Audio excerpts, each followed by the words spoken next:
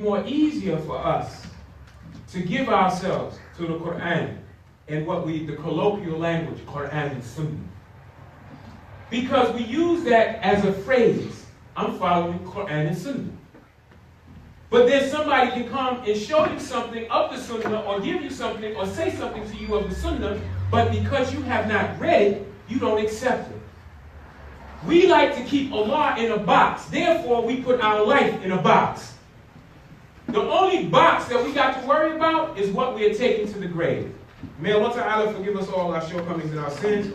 Have mercy on our souls in this life and in the hereafter. May Allah Ta'ala forgive us. May Allah Ta'ala save us from the doing of our own hands. May Allah Ta'ala strengthen the Ummah of Muhammad Sallallahu Alaihi Wasallam. May Allah Ta'ala forgive the Ummah of Muhammad Sallallahu Alaihi Wasallam. May Allah Ta'ala save the Ummah of Muhammad Sallallahu Alaihi Wasallam. May Allah Ta'ala give victory to the Ummah of Muhammad Sallallahu Alaihi Wasallam. May Allah Ta'ala guide the Ummah of Muhammad Sallallahu Alaihi Wasallam.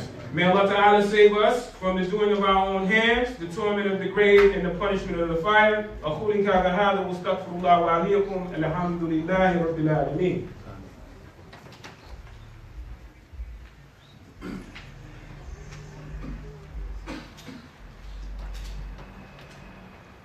الحمد لله رب العالمين. بسم الله الرحمن الرحيم.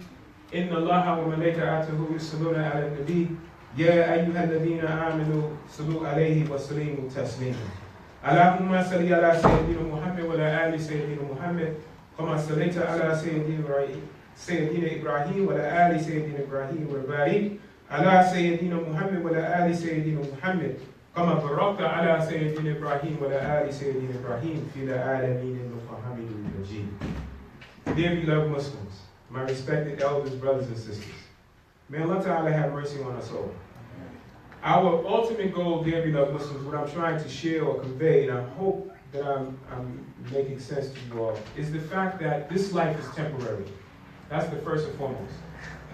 This life is temporary. It's almost over. And the Prophet ﷺ constantly talks about sadaqah jariyah, right?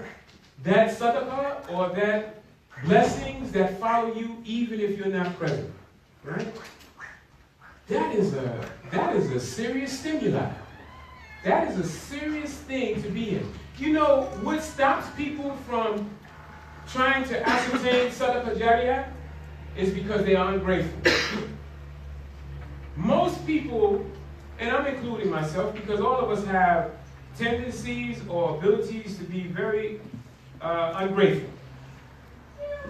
And some people can be put in an environment or in a situation that they wasn't in yesterday. You can wash them, give them something to eat, give them a clean bed, and, you know, make some spaghetti. They be like, I want steak.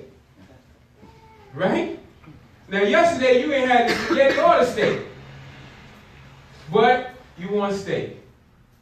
Now, this ingratitude stops us from seeing the rahmah of Allah Ta'ala. Because Allah's blessings is right here, right now. You are able to actually sit on your backside. Whether it's in a chair or on the floor. That is a rahmah from Allah Ta'ala. Man can try to create everything they want, but they cannot recreate this human body without another human being. They got a movie coming out now where they trying to control the weather. They got satellites in the air that so it can be sunshine all the time. And they control when the rain comes. These people think they are God. And if the Muslims are not careful, you will follow this false interpretation of God, and you will think you are God yourself. Because you will think that you have control. So in other words, you will start believing in the scientists. You're like, wow, man can do that?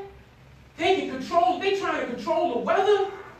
Look, doesn't it fascinate you that a big 737 or a 747, I got my TJ grad today. Do you ever watch an airplane go up in the air? It got 400 people on it, right? Probably 1,000 and that joker get up off the ground and in the air. That is by the rahmah of Allah Ta'ala. So now, if you are a person that does not believe that Allah Ta'ala is Akbar, you will say, man, it's something else. You look at that plane, ooh, shoot, how did they do that? You can become in awe of yourself. And anytime that you become in awe of yourself, you forget about Allah Azza wa Jalla. Astaghfirullah, may Allah Ta'ala save us from that. So let us conclude with this hadith. And you know another reason why Allah Ta'ala is great? I see a brother here that I haven't seen in a year. And when I went to make Hajj, I prayed for some brothers that I met. And because they made an effect on me, just like you all make an effect on me. I learned from you, you learn from me, inshallah ta'ala. May Allah ta'ala accept it all. But he was dear to my heart, and he's sitting right on the front row today. 2 years ago, I didn't even know he existed.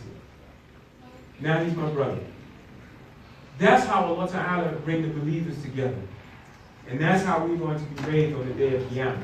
I'm telling you, some of us are going to be looking, man, what's about to happen?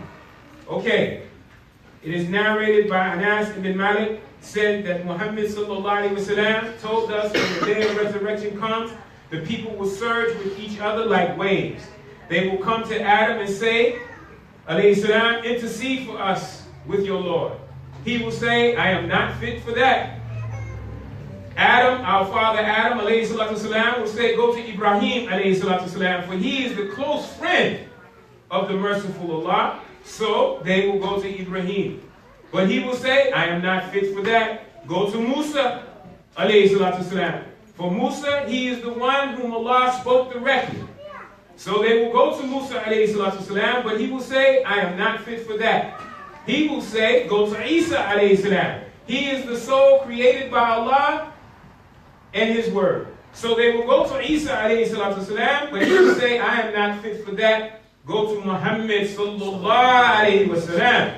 So they will go to him, and they will come to me, and I will say, I am fit for that. Then I will ask my Lord for permission, and he will give me permission, and he will inspire me with words of praises with which I will praise him. Words that I do not know now, so I will praise him. With those words of praise, and I will fall down and sujood before him. He will say, Allah Ta'ala will say, O Muhammad, sallallahu alayhi wa sallam, raise your head and speak intercession, and intercession will be granted to you. Ask, and you will be given. Intercede, and your intercession will be accepted. I will say, O my Lord, my ummah, my ummah, my ummah, my ummah.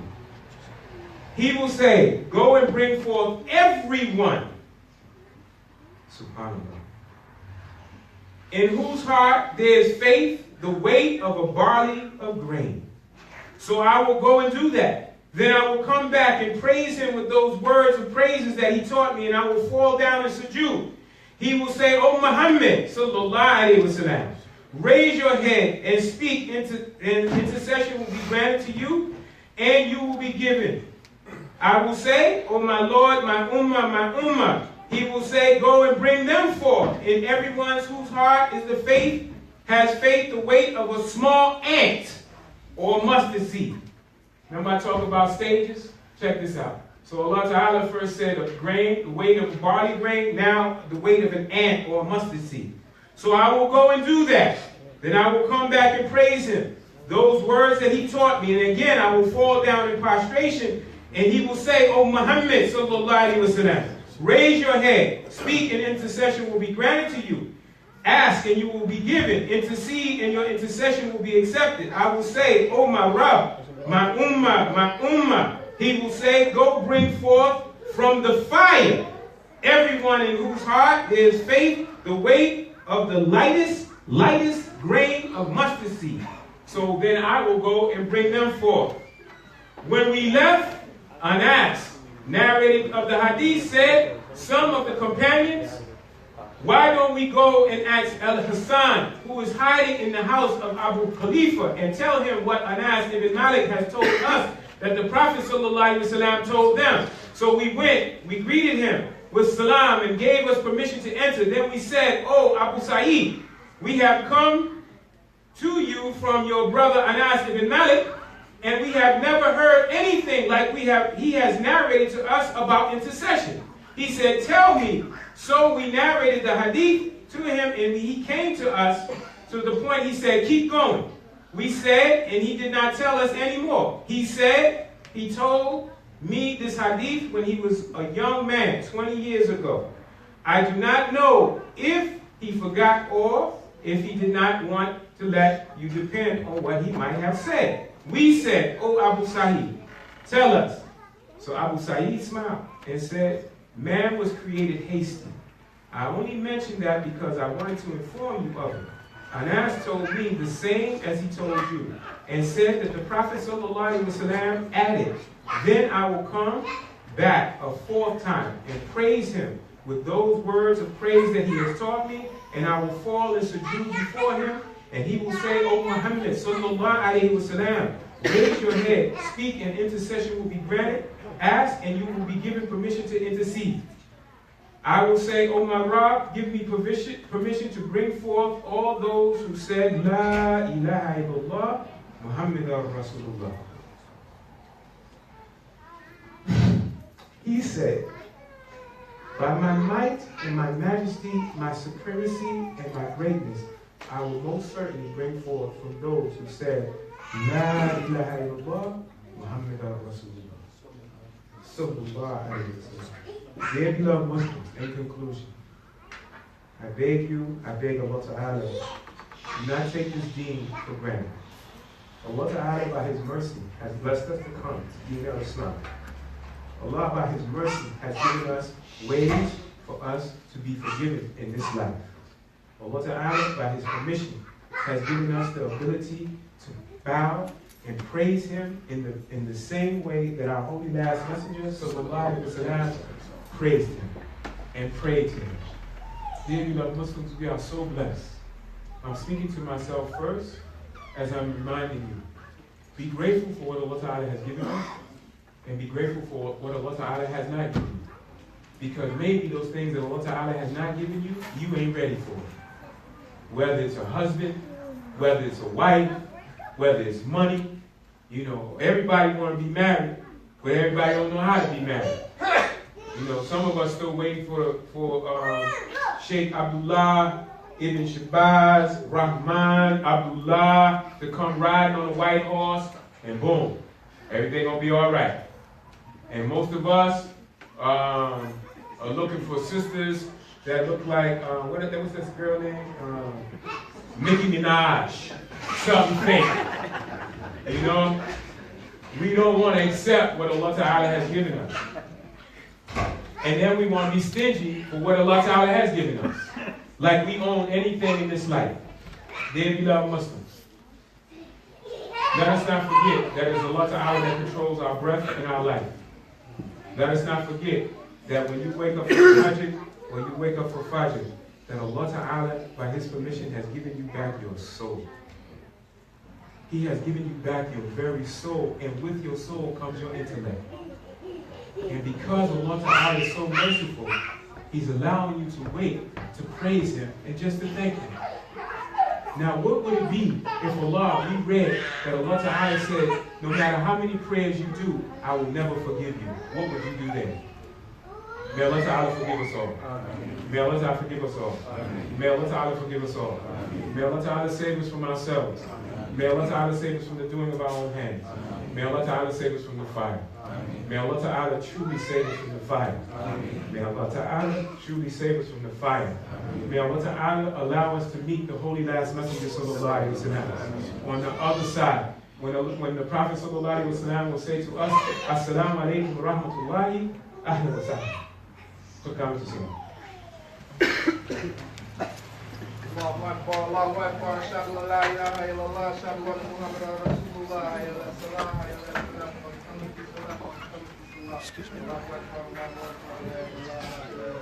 La ilaha illallah Muhammadur Rasulullah sallallahu alaihi wasallam. Brothers, let's finish the first row first. Second row.